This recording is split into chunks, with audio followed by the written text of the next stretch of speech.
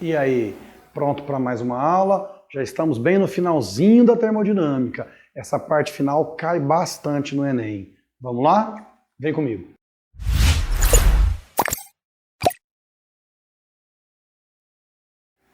Nós já vimos em uma aula anterior a segunda lei da termodinâmica. Você está lembrado? A segunda lei da termodinâmica, nós vimos dois enunciados para ela, e um desses enunciados está diretamente relacionado aos motores térmicos. É o enunciado de Kelvin Planck, que diz que em um motor térmico, que é aquele que transforma calor em trabalho, o rendimento nunca será 100%. Ou, em outras palavras, é impossível a transformação, a conversão integral de calor em trabalho. Pois bem, e o que é que o ciclo de Carnot tem a ver com esse contexto? O ciclo de Carnot representa o máximo rendimento teórico possível para um motor térmico.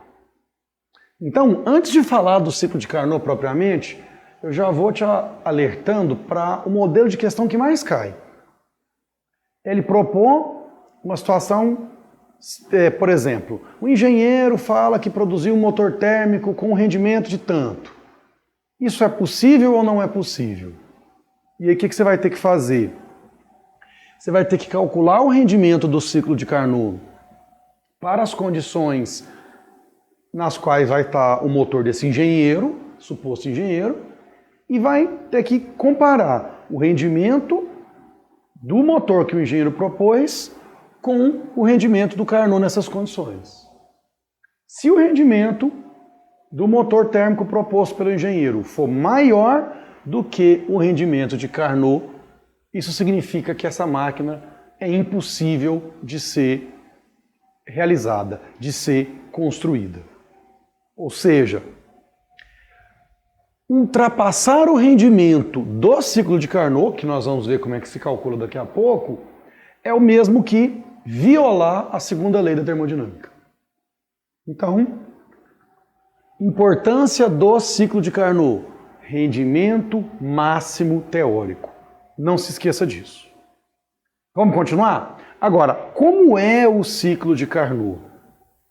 Ele é constituído de 4 etapas que estão aparecendo aqui nesse diagrama pressão-volume. Então vamos identificar uma por uma. Então, olha aqui, etapa AB é uma expansão isotérmica. Aí vamos lembrar? Expansão quer dizer que o gás, o sistema, realiza trabalho, ou seja, eu tenho um trabalho positivo. Isotérmica quer dizer que a temperatura é constante, portanto a energia interna é constante, portanto a variação da energia interna é zero. Se o ΔU, que é a variação da energia interna, é zero, mas o trabalho é positivo, significa que a quantidade de calor é positiva, ou seja, o sistema recebe calor. Como você pode ver aqui por Q1. Está entrando calor no sistema. Ok? Então, expansão isotérmica. Trabalho positivo, ΔU igual a zero, Q positivo, calor recebido. Vamos continuar? Agora o processo BC. Expansão adiabática. Se é uma expansão, trabalho positivo. Se é, quer dizer, o sistema realiza trabalho, né? Se é adiabática, a quantidade de calor é zero. Então vamos lá, trabalho positivo, quantidade de calor zero, o ΔU vai ser negativo. A variação da energia interna, negativa. Quer dizer que a energia interna diminui, quer dizer que a temperatura diminui. Repara bem, no processo BC, ele vai da temperatura T1 para a temperatura T2, que é mais baixa. Então, expansão adiabática, trabalho positivo, quantidade de calor igual a zero, ΔU negativo. Agora, veja, CD. Compressão isotérmica. compressão. O trabalho é realizado sobre o gás. O trabalho é realizado pelo meio sobre o gás. Então, um trabalho negativo. Isotérmica, quer dizer, temperatura constante, energia interna constante, quer dizer que não há variação da energia interna, ΔU igual a zero. Trabalho negativo, ΔU igual a zero, quantidade de calor negativa, ou seja, o sistema cede calor. Como você pode ver aqui, Q2, calor saindo do sistema. Então, recapitulando, CD, compressão isotérmica, trabalho negativo, ΔU igual a zero, Q negativo. E por fim, o processo DA, compressão adiabática. Compressão, trabalho é realizado sobre o gás, sobre o sistema, então é negativo. Adiabática, quantidade de calor, zero. Trabalho negativo, quantidade de calor, zero. ΔU, positivo. Variação da energia interna, positiva. Quer dizer que a energia interna aumenta. Quer dizer que a temperatura aumenta. Como você pode ver no processo DA, o sistema vai de T2 para T1, da temperatura mais baixa para a temperatura mais alta. Pois bem, pensando no ciclo todo, se esse ciclo é percorrido no sentido horário, como eu estou mostrando aqui, significa que o trabalho total é positivo, a quantidade de calor total é positiva. Quer dizer, o sistema, o gás, realiza trabalho sobre o meio e recebe calor do meio. Ou seja, é um motor térmico. Se você analisar o ciclo no sentido anti-horário, aí a coisa se inverte. Aí o trabalho vai ser negativo, a quantidade de calor vai ser negativa, o sistema está cedendo calor para o meio. Seria então um refrigerador térmico. Então muita atenção, porque a maioria dos livros, a maioria dos professores falam do ciclo de Carnot se referindo aos motores térmicos. Mas o ciclo de Carnot também pode se referir aos refrigeradores térmicos. Nós faremos as duas coisas, tá? Então, se o ciclo estiver no sentido horário, como eu representei, aí serão essas etapas, aí será um motor térmico. Se for no sentido anti-horário, aí você tem que inverter todas as etapas, né? Então, BA seria compressão isotérmica, AD, expansão adiabática, DC, expansão isotérmica e CB, compressão adiabática. Aí tudo aquilo que eu falei iria se inverter. Entretanto, de todo jeito, com o ciclo no sentido horário ou com o ciclo no sentido anti-horário, o sistema retorna para o mesmo estado inicial. Quer dizer que a energia interna ao final do processo é igual à energia interna no início, ou seja, não há variação da energia interna. Quer o ciclo seja no sentido horário, quer no sentido anti-horário, ΔU igual a zero. Ok? Muita informação, hein? Vamos lá, vamos para a parte matemática. Se você tiver o ciclo de Carnot sendo obedecido, essa relação aqui vai valer. Temperatura da fonte fria sobre temperatura da fonte quente igual a quantidade de calor da fonte fria sobre quantidade de calor da fonte quente. Lembrando que temperaturas aqui na termodinâmica sempre em Kelvin, e temperatura da fonte fria, a temperatura mais baixa, da fonte quente a mais alta, que você pode identificar no próprio ciclo, né? T2 seria a temperatura da fria, a mais baixa, T1 a temperatura da quente, que é a mais alta. Motor térmico, lembra da aula anterior? Motor térmico, o calor vem do quente para o frio, espontaneamente. Então, ó, temperatura da fonte quente, o sistema recebe calor. Na fonte fria, o sistema cede calor. Veja que o Q1 está entrando e o Q2 está saindo. Se for um refrigerador térmico, o sentido do ciclo vai ser o contrário. Então o calor vai entrar aqui em Q2 e vai sair aqui em Q1. Você está lembrado que no refrigerador térmico o calor vai do frio para o quente? Não é espontâneo, é verdade, mas vai do frio para o quente. Então, Q2 seria entrando, quer dizer, na fonte fria entrando calor, Q1 na fonte quente saindo calor. Ok? Então veja só quanta informação no ciclo de Carnot. Máximo rendimento teórico tem essas etapas, pode ser no horário, pode ser no anti-horário. Se for no horário, motor térmico, se for no anti-horário, refrigerador térmico.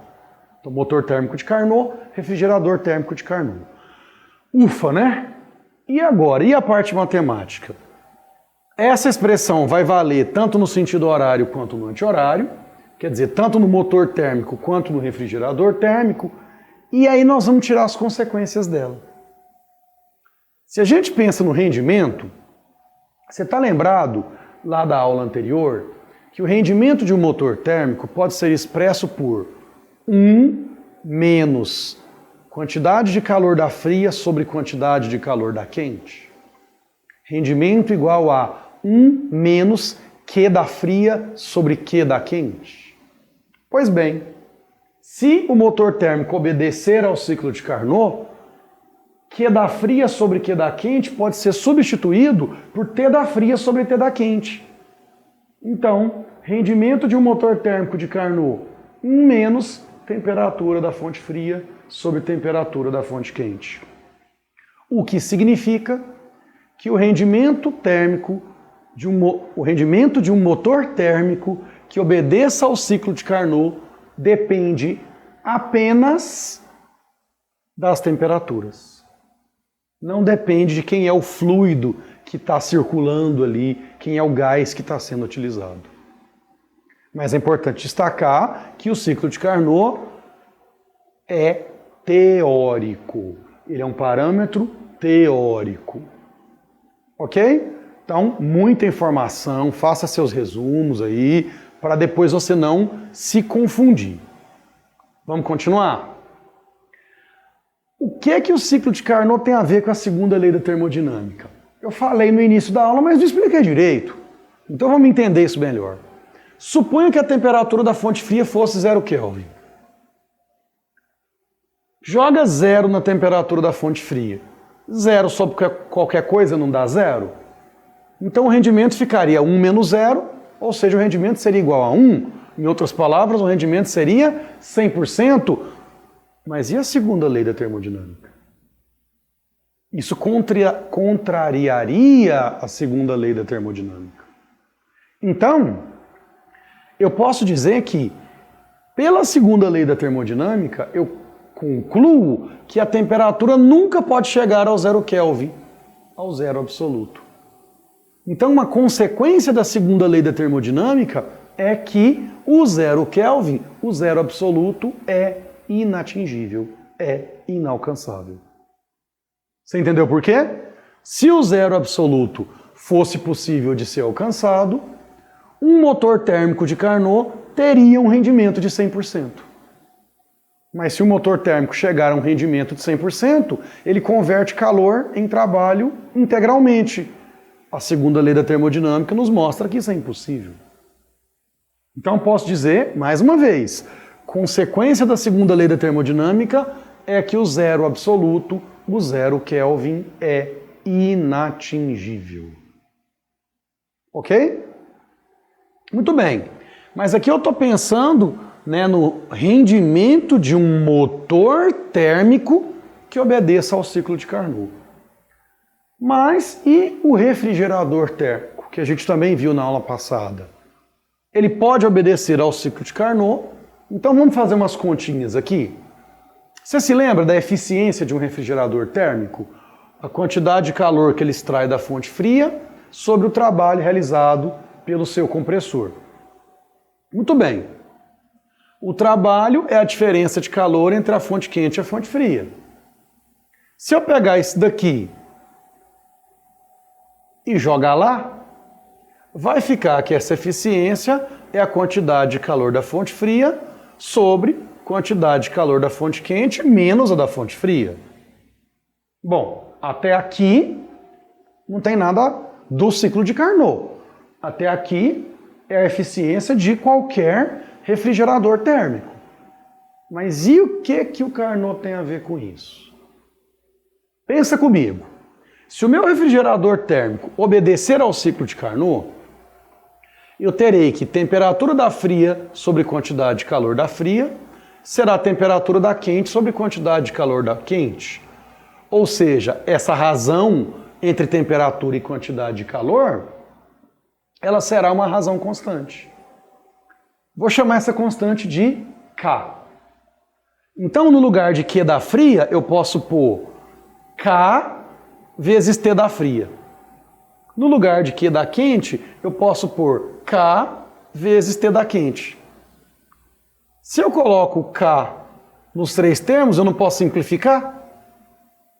Resumindo, a eficiência de um refrigerador térmico que obedeça ao ciclo de Carnot, T da fria sobre T da quente menos T da fria.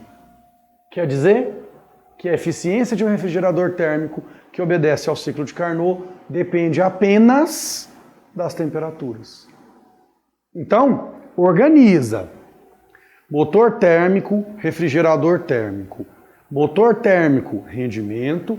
Refrigerador térmico, eficiência. Motor térmico de Carnot, rendimento igual a 1 menos T da fria sobre T da quente. Refrigerador térmico de Carnot, eficiência igual a T da fria sobre T da quente menos T da fria. Organiza no papel, que aí você consegue organizar na cabeça.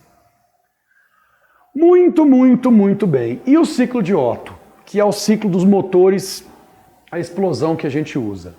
Ele é constituído por essas etapas. Vamos analisar uma por uma? Etapa AB, admissão. BC, compressão.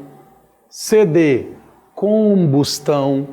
DE, expansão. EB, liberação de pressão. E BA, exaustão. Nossa, Léo, mas foi muito rápido. Eu não vou conseguir acompanhar todas essas etapas. Vai sim. Vem aqui comigo. Olha só. Uma por uma. Vou deixar ele reiniciar para a gente ir junto, tá? Então vai começar. Admissão, compressão, combustão, expansão, exaustão, saída dos gases. Vai lá de novo. Admissão, compressão, combustão, expansão e ali você tem a saída dos gases. Isso é o que acontece no interior dos cilindros que fazem os nossos motores funcionarem. Então vamos lá, deixa eu começar de novo para a gente poder analisar. Então, não, ainda não. Abriu, admissão, compressão, explosão, expansão, exaustão. Então, admissão, né? Entra. Deixa eu começar de novo. Na admissão entra a mistura ar-combustível, aí ela é comprimida, aí ela explode, expande, aí os gases são liberados. Isso é o que acontece em cada um dos cilindros do nosso motor. Então aqui eu tenho um motor de 4 cilindros em linha. Aqui eu tenho um motor de 6 cilindros em V. Ah, Léo, isso aqui é um V6? Sim. E o que é isso aqui? Um motor de 8 cilindros em V. Isso aqui é um V8. Então, dentro de cada um desses cilindros acontecem aquelas etapas do ciclo Otto. Tranquilo? Então, nessa aula vimos ciclo de Carnot, que é o máximo rendimento teórico, ciclo Otto, que é o do funcionamento dos nossos motores à explosão. Esse conteúdo que a gente está vendo na aula de hoje, ele pode ser explorado em questões de teoria e também em questões de cálculo. Olha só, se você está focando mais na prova do Enem, pelo menos com base nas edições anteriores, a chance de cair uma questão de teoria é maior. Eu vou resolver questões de teoria e de cálculo para você ver como é que são as duas abordagens.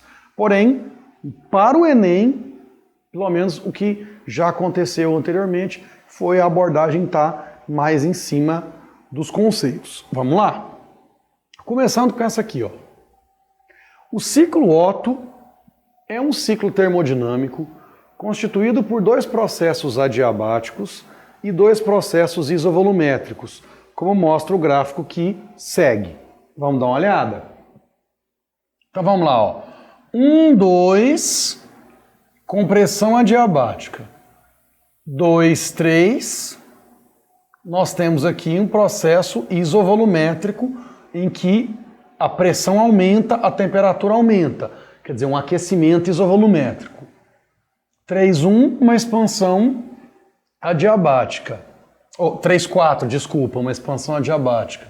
E 4.1, novamente isovolumétrica, um resfriamento isovolumétrico. Tá? Então tá aqui o ciclo Otto, a gente viu na aula todas as etapas, bonitinha, né, do funcionamento do motor. Então vamos lá, ó. Continuando o texto. No motor que opera segundo este ciclo, um pistão, inicialmente na posição correspondente ao máximo volume, que é o estado 1, comprime o ar até que atinja o volume mínimo, que é o estado 2. Então ocorre a combustão, resultando em um súbito aumento da pressão, enquanto o volume permanece constante, né? É a explosão dos gases, levando o ar ao estado 3. O processo que segue é a ejeção de potência, quando o ar se expande adiabaticamente para o estado 4. Né? O gás explode, aí esse ar empurra o pistão para baixo. No processo final, o calor é transferido para a vizinhança e o ciclo é completado. Veja que, em relação ao que nós analisamos na aula teórica, faltou só aquela primeira etapa que vai ser a entrada e a saída dos gases, a admissão e a exaustão. Ok? Vamos ver o que a questão perguntou? A partir das informações obtidas pela análise do gráfico representativo do ciclo Otto e de acordo com as leis da termodinâmica, é correto afirmar que: letra A. O calor líquido trocado no ciclo é nulo, visto que a temperatura final é igual à temperatura inicial. Não. Esse é o pega que mais cai. Em uma transformação cíclica, o sistema volta para o estado inicial? Sim. O sistema volta para a temperatura inicial? Sim. Mas quem depende da temperatura é a energia interna. Então o sistema volta para a energia interna inicial? Sim. Portanto, a variação da energia interna é zero. E não o calor, e não o trabalho. Olha só a letra B. O sistema realiza um trabalho líquido nulo durante o ciclo, pois o volume final é igual ao volume inicial. Não. Se o ciclo for percorrido no sentido horário, trabalho positivo. Sentido anti-horário, trabalho negativo. Então, cuidado, cuidado. Sempre tenta mostrar que no ciclo o calor é zero, o trabalho é zero. Não, é o ΔU que é zero. É a variação da energia interna que é zero. Vamos para a letra C? O trabalho realizado no processo de compressão adiabática é maior do que o realizado no processo de expansão adiabática. Veja só. Compressão adiabática seria aqui o processo 1,2.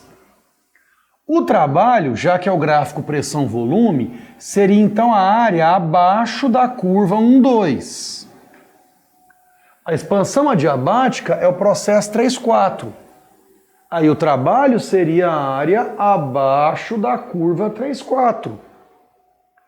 A área abaixo da curva 3,4 não é maior do que a área abaixo da curva 1,2? Então o trabalho no processo 3,4 é maior do que no 1,2. E não foi isso que ele disse na letra C. Ele falou que na compressão adiabática, quer dizer, no 1,2, é maior. Então tá errado. Tudo bem? Vamos lá. D. O sistema absorve calor durante a compressão adiabática e rejeita calor durante a expansão adiabática. Não! Uma transformação adiabática, um processo adiabático, é aquele no qual não há troca de calor. A quantidade de calor, o Q é igual a zero. Seja expansão adiabática, seja contração adiabática. Bom, por exclusão, sobrou apenas a letra E. A variação da energia interna no ciclo é zero, porque... Opa, tem um errinho aqui. Porque o estado final é igual ao estado inicial. Sim. É importante lembrar que a energia interna depende do estado. A variação da energia interna depende dos dois estados, mas não depende do processo. Se vai de uma temperatura A para uma temperatura B, por qualquer processo que seja, a variação da energia interna, o ΔU, é igual. Trabalho e quantidade de calor, esses sim, dependem do processo que se desenrola entre o estado inicial e o estado final. O ΔU, não. A variação da energia interna, não. Por isso que no ciclo o ΔU é zero, a variação da energia interna é zero, porque você retorna para o mesmo estado inicial. Pegou? É muita informação, né? Vamos continuar? Agora, uma questão de cálculo. Um físico, buscando economizar combustível, construiu uma máquina térmica que em cada ciclo absorve 5.000 joules da fonte quente a uma temperatura de 600 kelvins e rejeita 3.000 joules para a fonte fria. Sabendo que a máquina térmica tem um desempenho de 80% da máquina de Carnot, a temperatura da fonte fria vale quanto? Veja só, não diz que essa máquina térmica tem um rendimento de 80%. Ela tem um rendimento de 80% da máquina de Carnot, 80% do rendimento máximo teórico. Então, vamos lá. O rendimento da máquina térmica a gente pode calcular porque nós temos as quantidades de calor da fonte fria, que é 3.000, e da fonte quente, que é 5.000. Quer dizer, o rendimento dessa máquina térmica é 0,4, é 40%. Só para lembrar o significado, a gente já viu isso em outra aula, se o rendimento é 0,4, se o rendimento é 40%, quer dizer que essa máquina utiliza, aproveita, na forma de trabalho, 40% da energia total que ela tem disponível na forma de calor. Muito bem, mas a questão falou que essa máquina tem um rendimento de 80% da máquina de Carnot, que é o máximo rendimento teórico, não se esqueça. Bom, então, se a gente substitui o rendimento dessa máquina, que é de 40%, nós vamos descobrir que o rendimento de Carnot para essas circunstâncias é 0,5, é 50%. Mas a gente viu que o rendimento de Carnot só depende das temperaturas. Se o rendimento de Carnot para essas circunstâncias é 0,5 e a temperatura da fonte quente é de 600 Kelvin, isso significa que a temperatura da fonte fria, na hora que você fizer as continhas, vai dar 300 kelvins, ou seja, letra, não apareceu aqui, né? Letra B. Tudo bem? Então, uma questãozinha de cálculo para a gente articular o rendimento, que nós vimos aí em uma outra aula, com o ciclo de Carnot que nós estamos vendo hoje. Ok? Olha só, Enem. A invenção da geladeira proporcionou uma revolução no aproveitamento dos alimentos ao permitir que fossem armazenados e transportados por longos períodos. A figura apresentada ilustra o processo cíclico de funcionamento de uma geladeira, em que um gás no interior de uma tubulação é forçado a circular entre o congelador e a parte externa da geladeira. É por meio dos processos de compressão, que ocorre na parte externa, e de expansão, que ocorre na parte interna, que o gás proporciona a troca de calor entre o interior e o exterior da geladeira. Lembra, numa aula anterior, que a gente analisou o funcionamento da geladeira, do refrigerador térmico, né? O gás é comprimido adiabaticamente e aí ele fica numa temperatura alta e circula na região externa a essa temperatura alta e, portanto, libera calor. Aí quando ele vai voltar, ele é expandido adiabaticamente, aí ele resfria. Aí ele circula na parte interna a uma temperatura baixa, retirando o calor do ambiente interno. Depois ele é novamente comprimido, circula na parte externa uma região a uma temperatura alta, liberando calor para a região externa, é expandido, resfria, circula na parte interna a uma temperatura baixa, tirando calor. Ou seja, a circulação desse gás fica sempre tirando calor no ambiente interno, jogando calor no ambiente externo. Tirando o calor do ambiente frio, jogando calor no ambiente quente. Lembra que isso não é espontâneo, isso só ocorre mediante realização de trabalho, que é o que o motor da geladeira faz. Tá bom, mas isso a gente já discutiu numa outra aula. O que essa questão do Enem explorou?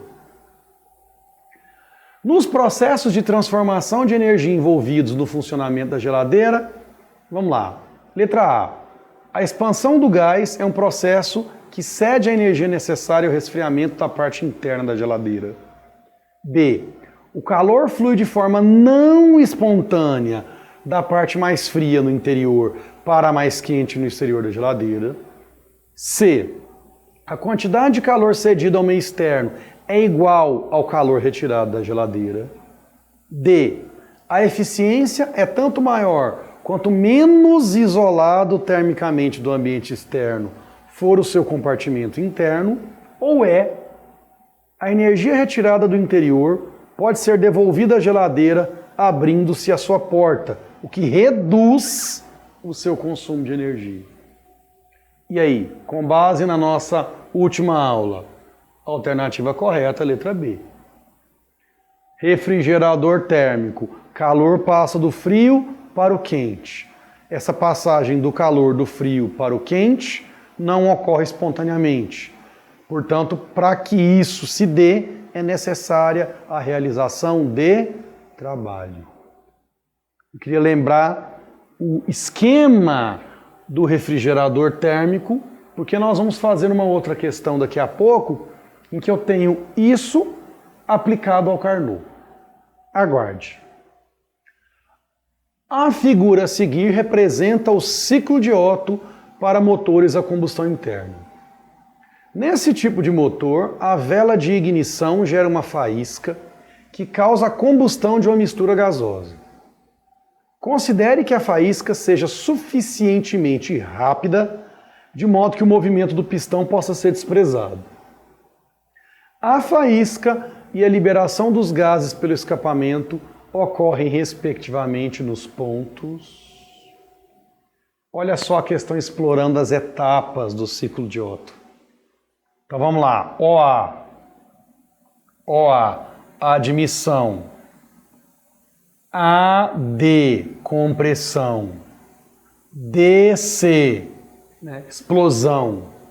CB, expansão. BA, liberação de pressão. AO, escape. Saída dos gases, exaustão. Então, onde que vai se dar a faísca? Em D, e é por isso que ocorre a explosão. E onde que vai se dar a liberação dos gases? A partir de B, quando a válvula de escape é aberta, a pressão abaixa e o gás sai de dentro do pistão. Veja as etapas do ciclo de Otto sendo exploradas na questão. Isso aqui é o que tipo de coisa que a maioria dos seus concorrentes não sabe. Se cair, a maioria vai boiar e você vai acertar. Agora vamos lá, para fechar legal, uma questão discursiva envolvendo ciclo de Carnot no refrigerador. Vamos lá? Uma máquina frigorífica ideal que utiliza o ciclo de Carnot possui um compressor que realiza em cada ciclo trabalho igual a 3,7 vezes 10 a quarta joules. Em seu funcionamento, a máquina toma calor de uma fonte térmica a menos 10, tá? Menos 10 graus Celsius, e cede calor a outra fonte térmica a 17. Dado, veja que a questão forneceu a fórmula da eficiência de uma máquina frigorífica, eficiência de um refrigerador térmico, que é a quantidade de calor da fonte fria sobre o trabalho realizado. Aí a pergunta da letra A: qual a eficiência E da máquina em cada ciclo? Ora, o trabalho foi dado 3,7 vezes 10 à quarta joules. Mas a quantidade de calor da fonte fria não. E aí? E aí entra o detalhe que nós vimos na aula de hoje. Isso é uma máquina frigorífica, ou seja, um refrigerador térmico, que obedece ao ciclo de Carnot. E aí a gente viu que vale essa expressão. Como nós temos as temperaturas, é só substituir. Com um detalhe, temos que passar essas temperaturas para Kelvin. Então a da fonte fria, menos 10 graus Celsius. E a da fonte quente, 17 graus Celsius. Passando para Kelvin, 263, né, o menos 10, 290, o 17. Se você faz a continha, a eficiência vai dar aproximadamente 9,7. Importante nos lembrarmos da aula anterior que a eficiência é adimensional. Então não tem unidade aqui na resposta. Ou seja, a quantidade de calor extraída da fonte fria é 9,7 vezes o trabalho que o compressor tem que realizar para extrair esse calor. Vamos para a letra B? Qual a quantidade de calor que se toma da fonte fria a cada ciclo? Agora a questão ficou fácil. Agora você já calculou a eficiência na letra A. O trabalho a questão forneceu, então é só substituir na expressão que ele deu que você resolve tranquilamente. Vamos lá? Então eficiência, a quantidade de calor da fria sobre o trabalho realizado. A eficiência a gente calculou na letra A, deu 9,7. O trabalho... Opa, tem um errinho de digitação aqui, tá? 3,7 vezes 10 elevado à quarta. Tá? Não é 104 não. Passou batido. Aí fazendo o cálculo, vai dar 35,89 vezes 10 elevado à quarta joules. Isso a quantidade de calor extraída da fonte fria a cada ciclo. Tudo bem? Veja que o problema era acertar a letra A, né? Depois que você fez a letra B foi só substituir os valores. A letra C também vai ser tranquila, quer ver? Ó? Qual a quantidade de calor cedido à fonte quente a cada ciclo?